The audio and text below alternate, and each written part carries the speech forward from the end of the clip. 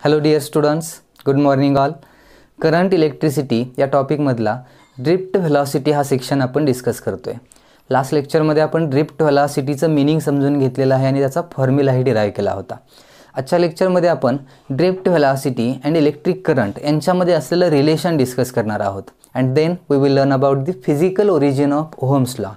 Ohms लॉमध्ये आपण एक कॉन्स्टंट यूज करतो, phi directly proportional to I हे रिलेशन घेतल्यानंतर त्यात जो आपण एक प्रोपोर्शनॅलिटी कॉन्स्टंट घेतला होता आर रेजिस्टन्स, त्या रेजिस्टन्सचं मिनिंग काय आहे, ॲक्च्युअलमध्ये त्या रेजिस्टन्सचं ओरिजिन काय आहे, त्या रेजिस्टन्सची व्हॅल्यू कशावरती डिपेंड असते, ती कॉन्स्टंटच का, या सगळ्यांचा विचार आपण करणार आहोत. Okay, so first we will say about the relation between drift velocity and an electric current. आता इलेक्ट्रिक करंट आणि ड्रिफ्ट व्हेलॉसिटी यांच्यात काय रिलेशन असेल तर ड्रिफ्ट व्हेलॉसिटीचा फॉर्म्युला आपण लास्ट लेक्चरमध्ये डिराईव्ह केला होता.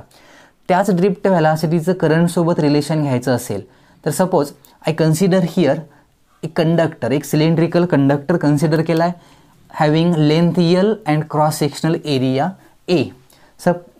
या कंडक्टरचा व्हॉल्यूम काय असेल सांगा. सपोज मी फी पोटेन्शियल डिफरन्सला सिम्बॉल यूज करतो आपण. सपोज व्हॉल्यूम ऑफ कंडक्टर, या कंडक्टरचा व्हॉल्यूम जर घ्यायचा असेल तर व्हॉल्यूम ऑफ कंडक्टर ज्याची लेंथ यल आहे आणि क्रॉस सेक्शनल एरिया ए आहे ह्याचा विचार केला तर cross sectional area A into length A into L, this is the volume of this conductor. हा एक पार्ट कन्सिडर केला. आणि कंडक्टर म्हटलं की याच्यामध्ये large number of free electrons असतात आणि त्यासाठी एक सिम्बॉल मी यूज करतो. Suppose capital N is the total number of free electrons,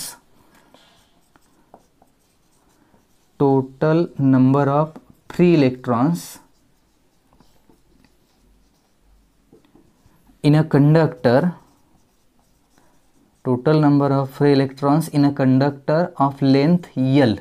L length असलेल्या या कंडक्टरमध्ये असले टोटल नंबर ऑफ काय आहेत, हे इलेक्ट्रॉन्स आहेत. कसले इलेक्ट्रॉन्स? फ्री इलेक्ट्रॉन्स आहेत असं कन्सिडर केलं आहे मी. मग आता मी याच्यामध्ये एक रेशो लिहितोय. तो रेशो काय असेल सांगा आणि त्याला काय म्हणता येईल आपल्याला? Capital N upon area into length. हे एरिया इंटू लेंथ म्हणजे काय तर व्हॉल्यूम आहे. And what is capital N?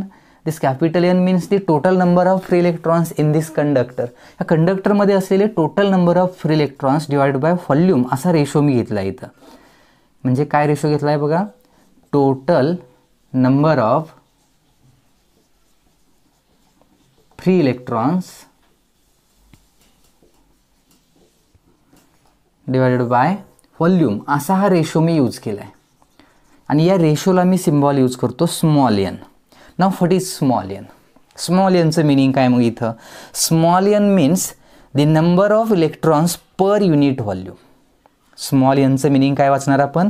Number of electrons per unit volume. आणि यालाच आपण म्हणतो इलेक्ट्रॉन डेन्सिटी. याला काय म्हणायचं? या कंडक्टरमध्ये असलेली इलेक्ट्रॉनची डेन्सिटी. कारण कुठलीही क्वांटिटी पर युनिट व्हॉल्यूम जर यूज केली तर त्यावरून आपल्याला डेन्सिटी कळते. हे लक्षात ठेवा. N means number of electrons per unit volume. एनचं ॲक्च्युली मिनिंग असंच आहे. एनचं मिनिंग काय लक्षात ठेवायचं? N means not number of electrons. Capital एनचं मिनिंग इथं नंबर ऑफ इलेक्ट्रॉन्स आहे, पण एनचं मिनिंग काय? Number of electrons per unit volume, ज्याला आपण काय म्हणतोय? एनर्जी डेन्सिटी म्हणतोय. लक्षात ठेवा. हे स्मॉल एन मी इथं लिहितो कारण या स्मॉल एनचा आपल्याला यूज करायचा आहे. What is small n? Small n stands for number of electrons म्हणजे free electrons per unit volume. याला असं रीड करणार आपण. याचा अर्थ फक्त नंबर ऑफ फ्री इलेक्ट्रॉन्स असा होत नाही, तर एनचं मिनिंग इथं आता electron density means number of free electrons per unit volume in a conductor. या कंडक्टरमध्ये असलेली इलेक्ट्रॉनची ती काय झाली? डेन्सिटी झाली. आता हे जे इलेक्ट्रॉन्स असतात कंडक्टरमध्ये ते इनिशियली रँडम मोशनमध्ये असतात. कोणती व्हेलॉसिटी त्यांची? थर्मल व्हेलॉसिटी, जी खूप लार्ज व्हेलॉसिटी असते. त्याच्यामुळं करंट फॉर्म होतो का? तर नाही. ते रँडम मोशनमध्ये असल्यामुळे त्यांची जी ॲव्हरेज व्हेलॉसिटी असते सगळ्यांची मिळून किंवा एका पर्टिक्युलर डायरेक्शननं असलेली व्हेलॉसिटी 0 असते. आणि मग त्यासाठी आपण करंट वायरमधून फ्लो करण्यासाठी आपण काय करतो तर या वायरच्या अक्रॉस सेल कनेक्ट करतो, सोर्स कनेक्ट करतो. And when we apply or connected a source across this conductor, a potential difference is setup across the conductor, कंडक्टरच्या अक्रॉस एक पोटेन्शियल डिफरन्स सेटअप होतो. इकडचा टर्मिनल हायर पोटेन्शियल असतं, इकडचा end हा lower पोटेन्शियलमध्ये असतो. आणि मग हा सेल कनेक्ट केल्यामुळं या कंडक्टरच्या अक्रॉस म्हणजे कंडक्टरच्या जे एंड्स आहेत, electric field is setup in between the ends of this conductor. ह्या कंडक्टरच्या एंडच्या मध्ये, या एंडच्या अक्रॉस एक इलेक्ट्रिक फील्ड सेटअप होते सेल कनेक्ट करण्यामुळं. आणि हीच ती इलेक्ट्रिक फील्ड असते ज्या इलेक्ट्रिक फील्डमुळं हे सगळे इलेक्ट्रॉन्स एका डायरेक्शनला अट्रॅक्ट होतात, एका पर्टिक्युलर डायरेक्शननं काय होत असतात, अट्रॅक्ट होत असतात. मग ते काय लगेच एका डायरेक्शननं असे मूव्ह व्हायला सुरू होत आहेत का? नाही.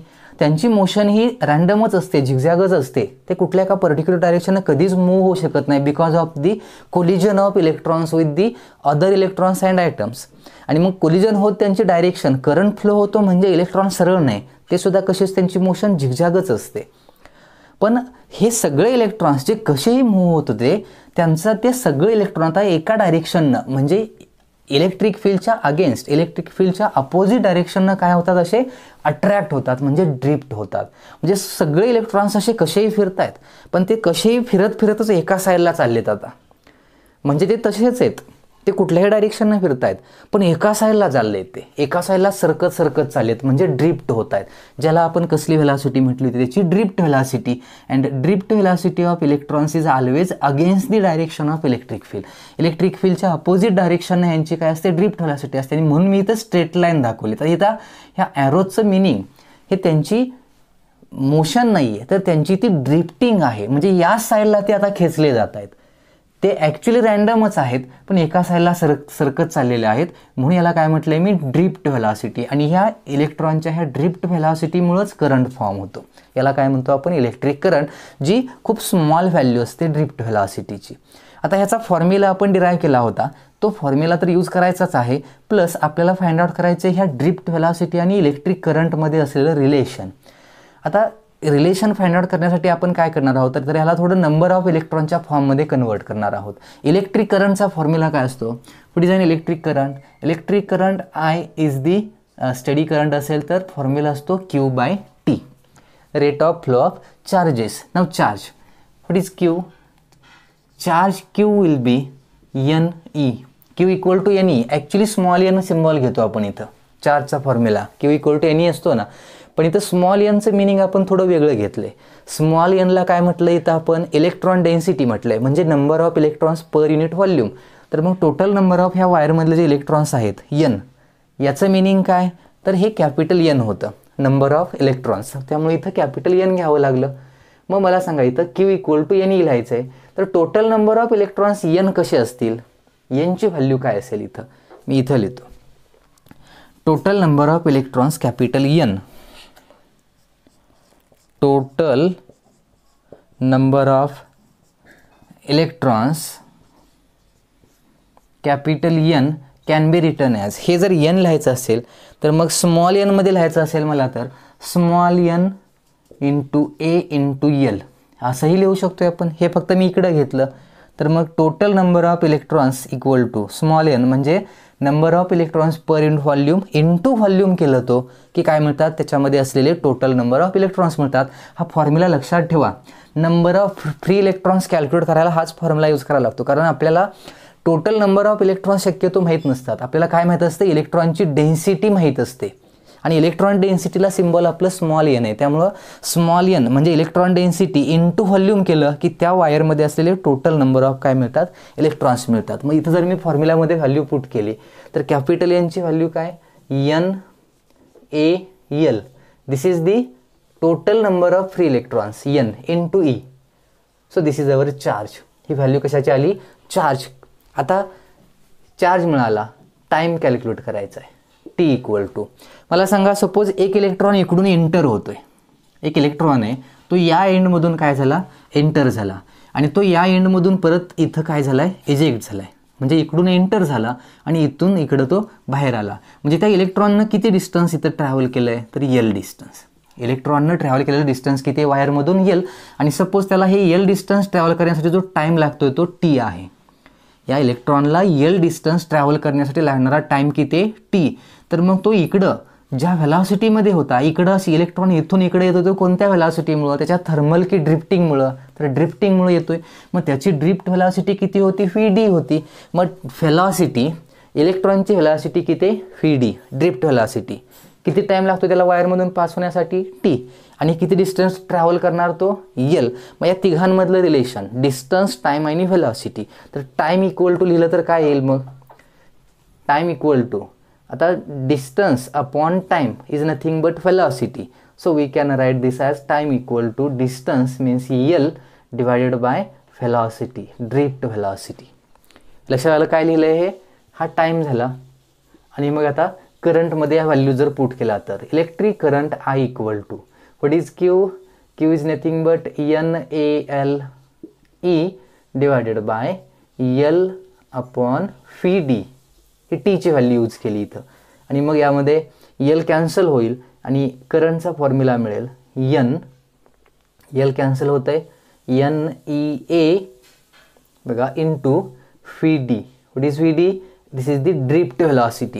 म्हणजे करंटचा आणि व्हेलॉसिटीमध्ये एक रिलेशन मिळते, I equal to NEA into VD drift velocity.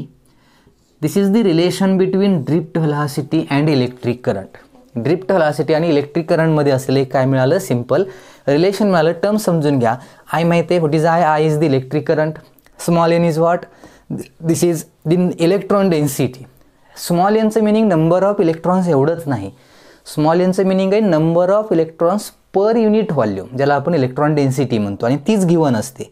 Small e electronic charge आहे, तो युनिव्हर्सल कॉन्स्टंट आहे. Capital A is the cross sectional area of this conductor and VD is the drift velocity. मग याच्यावरून आपण drift व्हेलॉसिटीचा formula लिहू शकतोय. We can write this equation as VD equal to drift velocity, VD equal to काय formula येईल बघा, current I divided by NEA. हाही फॉर्म्युला मिळतोय. लास्ट लेक्चरमध्ये डिराईव्ह केला आहे आपण VD इक्वल टू, काय डिराईव्ह केला होता formula, drift velocity VD equal to small e capital E tau divided by M. असा काहीतरी एक फॉर्म्युला डिराईव्ह केलेला आहे आपण ड्रिफ्ट व्हेलॉसिटीसाठी. आठवतंय, मॅग्निट्यूडमध्ये याला एक निगेटिव्ह साईन होतं इलेक्ट्रॉनच्या चार्जमुळं. ओके, तसाच हाही एक ड्रिफ्ट व्हेलॉसिटीचाच फॉर्म्युला तयार होतो आपला. या फॉर्म्युल्यामध्ये एक टर्म दिसते तुम्हाला इथं, करंट अपॉन एरिया. हा जो सेक्शन आहे, हा जो पार्ट आहे या इक्वेशनचा, I upon A. What is this, electric current per unit area. याला काहीतरी म्हटलं आहे आपण, लास्ट लेक्चरमध्ये सांगितलं होतं मी. काय म्हणायचं याला सांगा, this is the current density. We call this as current density, J I upon A या रेशोला. So we can write this as VD equal to J divided by I upon A लिहिलं तर काय राहील, NE राहील.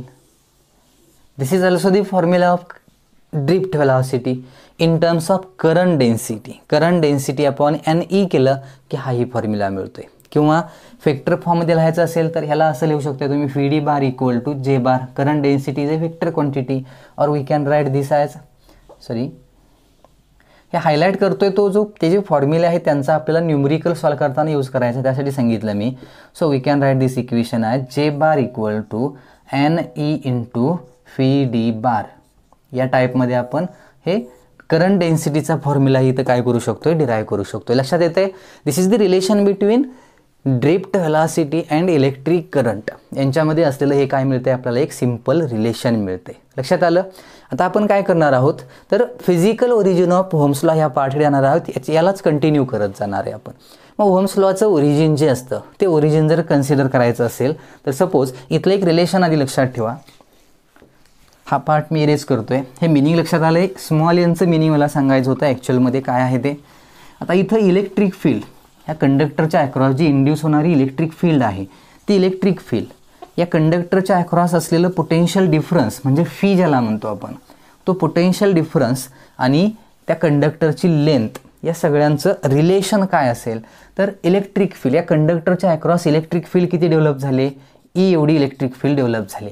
याच्या across potential किती होतं, फी एवढं पोटेन्शियल आहे या बॅटरीच्या वायरच्या अक्रॉस बॅटरीमुळे इंड्यूस झालेलं पोटेन्शियल डिफरन्स. आणि वायरची लेंथ किती, यल. हे रिलेशन असतं इलेक्ट्रिक फील्ड, पोटेन्शियल डिफरन्स आणि लेंथ यांच्यामध्ये असलेल्याला पोटेन्शियल ग्रॅडियंट असं म्हटलं आपण. हे potential gradient means relation between electric field and electric potential हे क्लास 12 इलेक्ट्रोस्टॅटिकमध्ये स्टडी केलेला आहे, याचा प्रूफही आहे, एक मोठा आर्टिकल आहे हे डायरेक्ट यूज केलं आहे फक्त रिलेशन आपण. तर आणि हे कसं आहे तरी तुम्हाला मी मागे एका लेक्चरमध्ये सांगितले होतं, इलेक्ट्रिक फील्डचा फॉर्म्युला पोटेन्शियलचा फॉर्म्युला जर रेशो घेतला त्यांचा तर हे रिलेशन मिळते आपल्याला. आणि याला काय म्हणतो आपण, पोटेन्शियल ग्रॅडियंट म्हणतो. हे रिलेशन आहे electric field, electric potential difference आणि लेंथ. एवढंच लक्षात ठेवा, जरी इलेक्ट्रोस्टॅटिकमध्ये तुम्हाला माहीत नसलं तरीसुद्धा हे एवढं लक्षात ठेवू शकता. E = काय, V/L एक रिलेशन मिळतं आहे. आता आपल्याला फाइंड आउट करायचे फिजिकल ओरिजिन. आता यात ज्यावेळी आपण ओहम्स लॉचा विचार करतो, ओहम्स लॉमध्ये फी = IR हा जो ओहम्स लॉमधला फॉर्म्युला होता आपला, त्या फॉर्म्युल्याचा यूज करताना त्यात जो रेजिस्टन्स येतोय पार्ट तो कॉन्स्टंट, त्या कॉन्स्टंटला आपण विचार करून थोडं पुढं जाणार आहोत. त्या कॉन्स्टंटला आपल्याला डिराईव्ह करायचे. तर मग काय करूया, तर ड्रिफ्ट व्हेलॉसिटीचा जो फॉर्म्युला आपण डिराईव्ह केला होता, ड्रिफ्ट व्हेलॉसिटीचा फॉर्म्युला आपण डिराईव्ह केलेला लास्ट लेक्चरमध्ये हा होता. ओके, हा फॉर्म्युला मी यूज करतो. ड्रिफ्ट व्हेलॉसिटी फी D = काय होता बघा, मॅग्निट्यूड घेतोय मी फक्त याची, स्मॉल ई इलेक्ट्रॉनचा charge, electric field, tau relaxation time upon इलेक्ट्रॉनचं मास. हा कशाचा फॉर्म्युला होता, तर हा फॉर्म्युला होता ड्रिफ्ट व्हेलॉसिटीचा. मी याच्यामध्ये ईची ही व्हॅल्यू पुट केली तर कसं येईल बघा, स्मॉल ई फी आणि टव डिवायडेड बाय एम आणि V/L मध्ये असलेलं L. Now this is the formula of drift velocity. आता ड्रिफ्ट व्हेलॉसिटीचा फॉर्म्युला आपणही एक डिराईव्ह केला होता. काय होता, हे रिलेशन घेतो मी करंटचं. नाव करंट I = काय रिलेशन आहे, I = NEA फी D. आता ही ड्रिफ्ट व्हेलॉसिटीची इथं जी व्हॅल्यू आपण तयार केली आहे ती व्हॅल्यू मी इथं जर पुट केली तर कसं रिलेशन येईल, I = NEA × E phi tau divided by ML. आता इथं या इक्वेशनमध्ये I आले आणि फी आले. Fee is what, electric potential difference. Fee potential difference झाला, I करंट झाला. मग आता ओहम्स लॉचा विचार करा. ओहम्स लॉमध्ये फी आणि I यांचं रिलेशन आहे. मग फी = IR असेल तर I/फी किंवा फी/I असं घेऊ शकतोय आपण. तो जर पार्ट यूज केला तर या इक्वेशनला मी फी/I असं कन्वर्ट करतो, because phi is nothing but the resistance. Ohm's law माहीत आहे म्हणून आपण ते सांगू शकतोय. आता काय होतं ohm's law, we can write the ohm's law as suppose, बघा याच्यात मी फी इथंच ठेवतोय, I इकडं घेतोय आणि बाकी सगळ्या टर्म्स मी या साईडला शिफ्ट केल्या. तर कसं येईल बघा, फी डिवायडेड बाय I = आता इथं फी घेतलं तर ML इकडं येईल म्हणजे ML डिवायडेड बाय सगळ्या टर्म्स डिवाइडला होतील. E 2 वेळा आहे, E² होईल म्हणजे NE² NE² A NE² बघा NE² A आणि काय राहिलं, टव, कारण ML आपण वरती घेतलं आहे, टव राहिलं रिलॅक्सेशन टाईम. आता हे फी/I आलं. फी/I ओहम्स लॉचा विचार करा, फी = IR असा ओहम्स लॉ आहे. So from this phi is nothing but capital R. Phi ही व्हॅल्यू काय आली, कॅपिटल R आली. आणि मग इथं आता एमचा सांगा, एमचं मिनिंग सांगा. What is M, M is the mass of electron, constant आहे, चेंज होणार नाही आहे कधी. What is L, L is the length of conductor. इथं आपण कंडक्टरची लेंथ काय मध्येच चेंज होणार नाही आहे, कॉन्स्टंट टर्म आहे ती. तसंच त्याचा एरिया कॉन्स्टंट आहे. एन इलेक्ट्रॉन डेन्सिटी त्याची कॉन्स्टंट आहे. वायरमध्ये असलेली इलेक्ट्रॉनची डेन्सिटी काय कुठल्या दुसऱ्या पॅरामीटरमुळे सेल कनेक्ट केल्यामुळे चेंज होणार नाही आहे ती. इलेक्ट्रॉनचा चार्ज तर युनिव्हर्सल कॉन्स्टंटच आहे, क्रॉस सेक्शनल एरिया कॉन्स्टंट आहे, रिलॅक्सेशन टाईम हाही इथं कॉन्स्टंट टर्म आहे. म्हणजे इथं ह्या ज्या सगळ्या टर्म्स आहेत त्या कॉन्स्टंट टर्म्स आहेत. ह्या सगळ्या टर्म्स कशा आहेत, कॉन्स्टंट आहेत. So we can write this as phi = constant. का तर इकडच्या ह्या सगळ्याच टर्म कॉन्स्टंट आहेत, त्या काही चेंज होणाऱ्या टर्म्स नाही आहेत. आणि मग त्याला आपण कॉन्स्टंट म्हटलं आणि याच कॉन्स्टंटला आपण काय म्हणतो, R म्हणतो. याच टर्म ज्या आहेत त्या कॉन्स्टंट टर्म्सला आपण काय म्हणतो, इथं R म्हणतो. आणि ओहम्स लॉवरून फी/I = Rच असतो, तो हा कॉन्स्टंट आहे. So we can write here as R should be equal to, what is R, this is ML divided by NE² area into tau. लक्षात येते, this is the formula of resistance. ॲक्च्युअलमध्ये रेजिस्टन्सचा हा formula होता. म्हणजे हे झालं रेजिस्टन्सचं ओरिजिन, ओहम्स लॉचं ओरिजिन. म्हणजे तुम्हाला इथं ओहम्स लॉ ॲक्च्युली असा हा कॉन्स्टंट का घेतो आपण या रेशोमध्ये, त्या आरचं मिनिंग हे ह्याच्यावरून कळतं. म्हणजे वायरचे हे जे पॅरामीटर्स आहेत म्हणजे काय, तर त्यातल्या इलेक्ट्रॉनचं मास, वायरची लेंथ, वायरचा क्रॉस सेक्शनल एरिया, त्या वायरमध्ये असलेल्या इलेक्ट्रॉनची डेन्सिटी, म्हणजे इलेक्ट्रॉन डेन्सिटी कशी आहे, इलेक्ट्रॉनची संख्या जास्त आहे की कमी आहे क्युबिक मीटरमध्ये, इलेक्ट्रॉनचा चार्ज आणि रिलॅक्सेशन टाईम, दोन कोलिजनच्या मध्ये असलेला जो टाईम इंटरवल असतो त्याला काय म्हणतो आपण, रिलॅक्सेशन टाईम. या सगळ्या पॅरामीटरवरती रेजिस्टन्सची व्हॅल्यू डिपेंड असते. लक्षात येते काय सांगतोय, याला काय म्हणतो आपण, रेजिस्टन्स. आता याच्यावरूनच आणखी एक पार्ट कळतोय आपल्याला, तो असा कळेल की सपोज रेजिस्टिव्हिटी ही जी कन्सेप्ट होती, म्हणजे याला फिजिकल ओरिजिन ऑफ रेजिस्टन्स किंवा रेजिस्टिव्हिटी असंही टायटल देऊ शकतो आपण. आता यात सांगा, resistance is directly proportional to length and inversely proportional to cross sectional area. त्यावरून आपण एक असा फॉर्म्युला डिराईव्ह केलेला आहे, आठवतोय लास्ट लेक्चर, रेजिस्टिव्हिटीचं lecture. R equal to rho L by A. Here rho is the resistivity of that wire, L is the length of wire, A is the cross sectional area. मग हा formula आणि हा formula compare करा. हे दोन फॉर्म्युले compare करून बघा. R आहे इथं, इथंही R आहे, L आहे, इथंही L आहे, A आहे, A आहे. मग रोची मिनिंग म्हणजे राहिलेल्या टर्म झाल्या इथल्या. So by comparing these two equations we can write rho equal to, what is rho? Rho will be, इथं काय राहील बघा, एल अपॉन ए कॅन्सल केलं तर M divided by N E square tau. Now this is the physical origin of resistivity. आपण रेजिस्टिव्हिटीचा formula याच्यावरून जर लिहिला तर तो कसा होता, rho equal to R A by L, हा रेजिस्टिव्हिटीचा फॉर्म्युला होता, बरोबर आहे. बट ॲक्च्युली रेजिस्टिव्हिटी या पॅरामीटर्सवरती डिपेंड असते. रेजिस्टिव्हिटी ही जी टर्म आहे, रेजिस्टिव्हिटी ही टर्म किंवा रेजिस्टन्स ही जी टर्म आहे, ह्या टर्म ज्या आहेत त्या वायरच्या डायमेन्शन्सवरती वायरचे जे पॅरामीटर्स आहेत त्यामध्ये त्या वायरच्या डायमेन्शनवरती डिपेंड आहेत, करंट व्होल्टेजवरती डिपेंड नाही आहेत. करंट व्होल्टेज म्हणजे काय, तर फी आणि आय याच्यावरती कुठे डिपेंड आहेत का, ते नाही आहेत. रेजिस्टिव्हिटी डिपेंड कोणावरती, त्यातल्या इलेक्ट्रॉनचं मास आणि इतर कॉन्स्टंटच आहे, एन, त्यामध्ये असलेली इलेक्ट्रॉन डेन्सिटी आणि रिलॅक्सेशन टाईम, ह्या पॅरामीटर्सवरती रेजिस्टिव्हिटीची व्हॅल्यू डिपेंड असते. त्यामुळं डायमेन्शन जी आहे त्याची ती चेंज झाली तरीही रेजिस्टिव्हिटी त्या मटेरियलची चेंज होत नाही का. Resistivity is not depends on the dimension of the conductor. कंडक्टरच्या डायमेन्शनवरती रेजिस्टिव्हिटी डिपेंड नाही आहे. रेजिस्टन्स आहे डिपेंड, लेंथ आहे, एरिया आहे, पण कशावरती डिपेंड नाही आहे, तर रेजिस्टिव्हिटीची व्हॅल्यू ही कधीही त्या वायरच्या कंडक्टरच्या डायमेन्शनवरती डिपेंड असते. मी तुम्हाला स्ट्रेचिंग ऑफ वायर सांगितलं होतं. स्ट्रेच करण्याच्या आधीचा व्हॉल्यूम आणि स्ट्रेच केल्यानंतरचा व्हॉल्यूम सेम असतो, आणि मटेरियल जर चेंज केलं नसेल तुम्ही, तेच मटेरियल असेल तर त्याची रेजिस्टिव्हिटी कॉन्स्टंट असते. कारण डायमेन्शन कशीही बदला त्याच्यामध्ये रोची व्हॅल्यू ही सेम असते. म्हणजे रेजिस्टिव्हिटी ही डायमेन्शनवरती डिपेंड नसलेली क्वांटिटी आहे. हा एवढा पार्ट थोडा लक्षात ठेवा, आणि मग हा रेजिस्टिव्हिटीचा फॉर्म्युला हे आपल्याला यूज करावा लागू शकतो. मग यामध्ये लक्षात येते मिनिंग, एम, एन, ई, टव या सगळ्यांचं मिनिंग कळालं, सोपा पार्ट होता. याला आपण म्हणतो physical origin of ohms law, जे मी टायटल दिलं होतं. ओके, यामध्ये आणखी एक टर्म जे आपल्याला नीट जेईचे क्वेश्चन सॉल्व्ह करताना तुम्हाला यूज करावी लागेल, मोबिलिटी.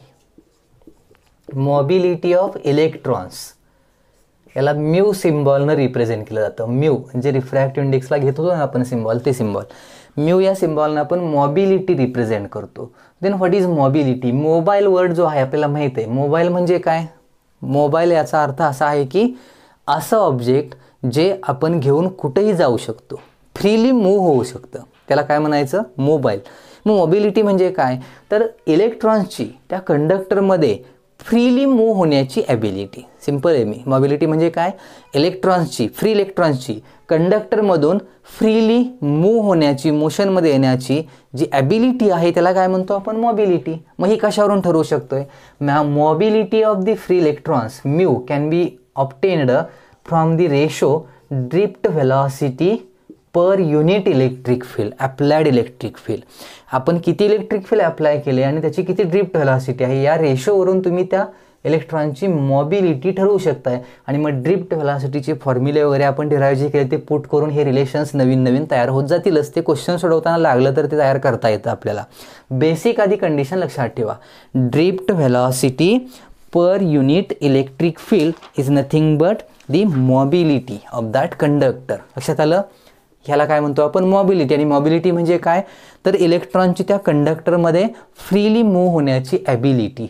आता तुमच्या लक्षात आलं असेल की दोन जी लेक्चर आपण स्टडी केले आणि त्याच्या आधीचंही रेजिस्टिव्हिटी, करंट डेन्सिटी हा पार्ट लक्षात येतोय, कंडक्टिव्हिटी, आणि मग नंतर ड्रिफ्ट व्हेलॉसिटी लास्ट लेक्चरमध्ये आणि आजच्या लेक्चरमधलं, आणि ohm's law in vector form ते एक रिलेशन आहे. ह्या सगळ्यांचं एकमेकांशी रिलेशन आहे. म्हणजे तुम्हाला यातून काही कॉमन फॉर्म्युले मिळतात आणि भरपूर फॉर्म्युले तयार झालेत. आता आपण काय करणार आहे तर मी तुम्हाला याच फॉर्म्युल्यांवरती आता होमवर्क देणार आहे आणि मग या सगळ्या फॉर्म्युलाला एकत्र लिहा. तर तुमच्या लक्षात येईल की असे एका ओळीनं सगळे फॉर्म्युले एकमेकांशी रिलेट होतात. हे इक्वल टू ते इक्वल टू हे असं कन्वर्ट करता येतं. तसे कन्वर्ट करून एकदाच पाठ करून ठेवा ते सगळे फॉर्म्युले. मग कसाही क्वेश्चन येऊ द्या त्याचं मिनिंग लक्षात आलं डोक्यात की लगेच क्वेश्चन सॉल्व्ह करता येतात. ओके, तुम्हाला होमवर्कला क्वेश्चन मिळाले की या सगळ्यांचा आता रिव्ह्यू घ्या व्यवस्थित आणि फॉर्म्युले एकत्र करून त्याच्यावरती क्वेश्चन्स तुम्ही सॉल्व्ह करा, प्रॅक्टिस करा क्वेश्चन सॉल्व्ह करण्याची.